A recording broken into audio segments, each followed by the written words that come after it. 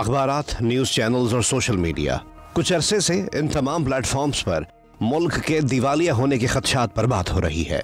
दिवालिया ये होती है जो मुल्क खसारे में पड़ जाते हैं या एक इंसान में वो कारोबार नहीं होते तो मुल्क दिवालिया हो जाती है। नहीं, आपका हमारे उसके बारे में पता नहीं है, हम तो जाहिल लोग हैं।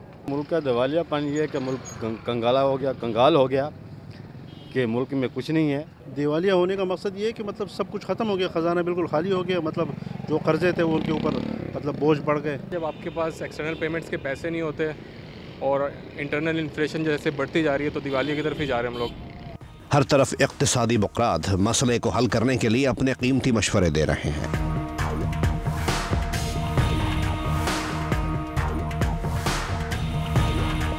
लेकिन दिवालिया होने के असल मफहूम और ऐसी सूरत हाल के बुनियादी असबाब सूरत हाल से निमटने के लिए ज्यादा अहम हो सकते हैं। इंटरनेशनल एसेट्स जो है नेट इंटरेस्ट कहते हैं कि जब कोई हुकूमत आलमी मालियाती इदारों या अंदरून मुल्क बैंकों से कर्ज लेती है तो वो उन मालियाती इदारों के साथ एक मखसूस मुद्दत का मुआहदा करती है। मुआहदे में तय पाता है कि कर्जा किस साल, किस तारीख और किन शराइत पर सूद समेत वापस कर दिया जाएगा।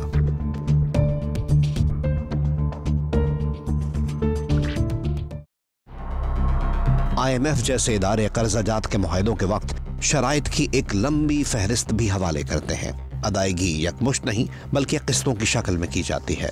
IMF ये देखता है कि जो वो कर्जे दे रहा है क्या पाकिस्तान उसको वापस कर सकता है या नहीं कर सकता। शराइत की फहरिस्त है वो इसीलिए दी जाती है कि किसी भी मुल्क के कोई ना कोई ऐसी प्रॉब्लम्स होती हैं जिसकी वजह से वो अपनी बैलेंस ऑफ पेमेंट और अपनी जो अदायगियों का तवाज़ुन है वो बरकरार नहीं रख पाते हैं। अंदरूनी कर्जाजात के मामलात में हुकूमतें उमूमन अपना असर व रसूख और दीगर मुस्बत व मनफी तरीक़ाकार इस्तेमाल करके अदायगी की मुद्दत बढ़वा लेती हैं, लेकिन कहते हैं कि ज्यादा करेंसी नोट छाप देना भी इन तरीक़ों में शामिल हो सकता है। हमारी जो रीपेमेंट्स हैं वो बहुत ज़्यादा, जिसकी वजह से पाकिस्तानी रुपए पे बहुत प्रेशर है और इस वजह से ये नहीं हो सकता कि आप नए नोट छाप के और वो कर्जा वापस कर दें, क्योंकि ये आपने फॉरेन करेंसी में सारा कर्ज लिया होता है और आपको जब तक डॉलर आपके मुल्क में नहीं आएगा आप ये कर्जाजात पाकिस्तानी रुपए में वापस तो कर नहीं सकते। जो आप किताबों में लिखे रहे हैं या पेपर में डॉक्यूमेंट बना के दे रहे हैं उसमें और इम्प्लीमेंटेशन में फ़र्क होगा, तो उसमें यकीनी तौर पे आपको या तो आपकी नए प्रोग्राम में जाना पड़ेगा या उसकी मुद्दत बढ़वानी पड़ जाती है।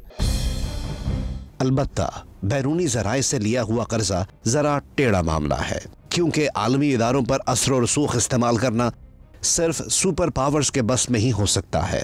पाकिस्तान अपनी कमज़ोर मईशत, बरसों से लिए हुए गैर मामूली कर्जों, सियासी बदहाली, दरून खाना बदउनवानी, समाजी बदहाली और गैर मयारी सिफारतकारी के सबब दुनिया में अपना असर और रसूख खो चुका है।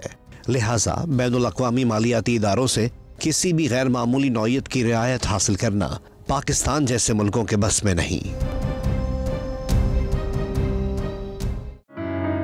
माहिरीन का कहना है कि इस वक्त पाकिस्तान में बैरूनी कर्जों और दरामदात की अदायगी के लिए दस्तयाब ज़र मुबादला के ज़खायर अगले चंद माह से ज्यादा अरसे तक बाकी नहीं रह सकते। पाकिस्तान इंशाल्लाह डिफॉल्टर नहीं होगा क्योंकि यहाँ अल्लाह ताला ने सब चीज़ें दी हुई है। नहीं, पाकिस्तान का दिवालिया हो ही नहीं सकता, इसको बुजुर्गों की दुआएं।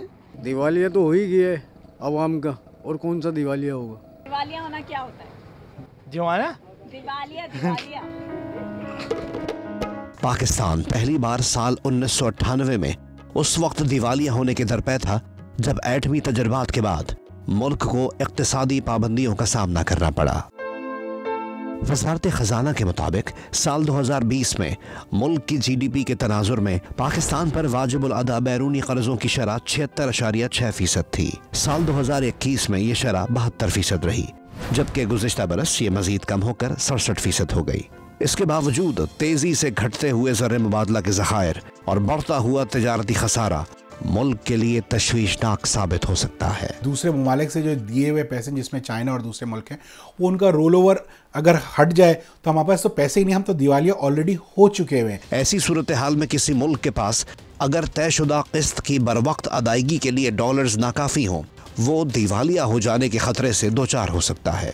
गुज़िश्ता साल श्रीलंका की तरह मुतासर मुल्क की हुकूमत खुद दिवालिया होने का ऐलान कर सकती है। बहुत टफ डिसीजन लेके पहले अपनी इकॉनमी को सीधा करना होगा, आपकी बैलेंस में पेमेंट आए, आपकी इंपोर्ट सब्स्टिट्यूशन बहुत हद तक होना शुरू हो जाए।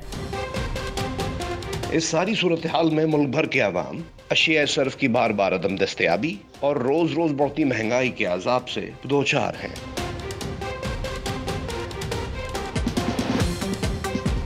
साल 2015 में जनूबी यूरोपीय मुल्क यूनान IMF को 1 अरब 70 करोड़ डॉलर्स की अदायगी में नाकामी के सबब दिवालिया करार दे दिया गया था।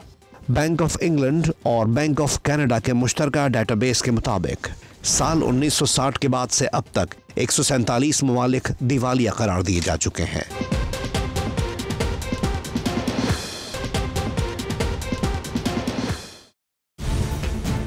ज़र मुबादला ज़खायर में तेजी से कमी, कर्जों का भारी बोझ, हद से बढ़ा हुआ करंट अकाउंट खसारा और सियासी अदम इस्तेहकाम किसी मुल्क के दिवालिया होने की बुनियादी वजूहात करार दी जाती हैं।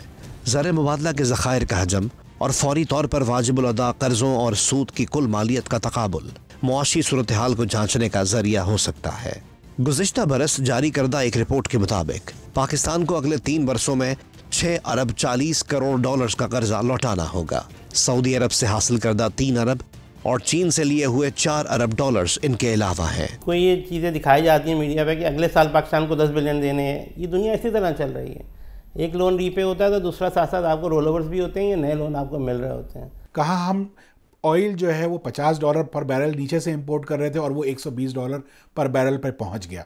तो जो वो हिट लगी थी पाकिस्तान को, उसकी वजह से हमारी जो भी डायनामिक्स थी वो सारी चेंज हुई। दिवालिया होने से कबल बिगड़ते हुए मुआशी हालात की चंद खास निशानियां होती हैं। किसी मुल्क की बरामदात या एक्सपोर्ट यानी दीगर ममालिक से खरीदी हुई अशिया का मुल्क की दरामदात या इम्पोर्ट यानी मुल्क की अपनी मसनूआत की बैरून मुल्क फरोख्त से बहुत ज़्यादा हो जाना खतरे की घंटी करार दिया जाता है। इस वक्त पाकिस्तान का टेक्निकली देखा जाए एक्सपोर्ट्स बहुत कम है, इम्पोर्ट ज़्यादा है, तो आपका नेगेटिव बैलेंस ऑफ पेमेंट इस वक्त है। इस वक्त मुल्क भर में मुआशी बदहाली की बयान करदा निशानियां जा बजा दिखाई दे रही हैं, लेकिन हुकूमत में शामिल तमाम जिम्मेदारान इस वक्त तक इस सूरत हाल पर काबू पाने से मुकम्मल तौर पर कासिर नजर आते हैं, गोया इन्हें किसी मौजज़े का इंतजार हो।